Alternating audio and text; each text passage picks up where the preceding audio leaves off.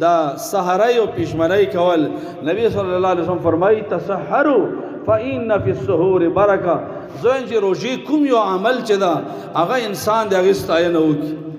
کوم یو عمل چې روژې سره تعلق ده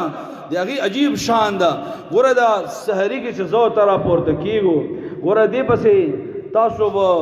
ډېره سوشل میډیا ټوله دنیا ګورئ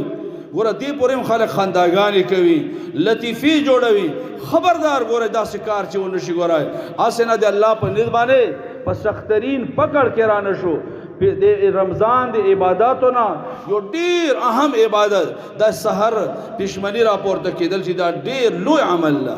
نبی هم فرمایي تاسو پښمنۍ کوئ ځکه دې کې برکت ده دینی برکات هم دي وګي بدني برکات هم دي خوراک حاصل شي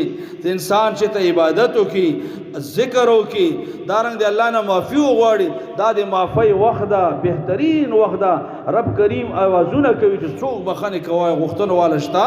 چې وغواړي او زه بخښنه ورته وکړم نو دا وخت ټول برکتونه دي نبی هم فرمایي لا تدعه پښمنۍ مه پرېږدو ولو ان یجرع جرعة من ماء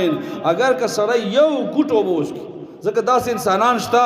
چې هغوی بالکل خوراک نه تېرېږي نو داسې انسانانو لپاره دا ده چې خیر بیا هم راپورته شه یو ګوټ اوبه وڅښه نبي صلی الله فرمایي وجه دا په دې کې ډېر غټ اجر ده ان الله وملائکته یصلون علی المتسحرین څوک چې پښمني کوي اگر که په اوبو باندې ویلې نه وي نو ملائکه هم درته دعاګانې کوي رب العالمین په ده باندې خپل رحمتونه نازلوي چې د کوم سړی زه ورته ناست یو خوراک کوو بل طرف ته د الله رحمتونه په دې انسان باندې جاري نو دا یو لوی عمل ده دا هم ضایع کول نه دی پکار دا وخت غنیمت ګڼل پکار ډېر عبادات